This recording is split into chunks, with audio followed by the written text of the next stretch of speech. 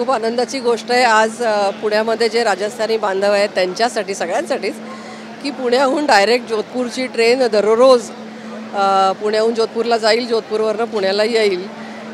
इतकं सहकार्य केंद्र शासनाने केलेलं आहे. त्यांची मागणी मान्य करून आत्तापर्यंत एकच आठवड्यातून एकच ट्रेन त्यांना उपलब्ध होती आणि त्याच्यामुळे त्या ट्रेनवर बुकिंगला फार ताण यायचा. नागरिकांना बऱ्याच वेळेला निराश व्हावं लागायचं किंवा प्रायव्हेट ट्रॅव्हलच्या गाडीनी जावं लागायचं की ज्याच्यासाठी 5-5 हजार रुपयापर्यंत तिकीटं व्हायची सीझनला तर खूप जास्ती. आणि त्यामुळे याच्यावर तोडगा आता अतिशय छान निघालेला आहे आणि रोज ही ट्रेन जाये करेल.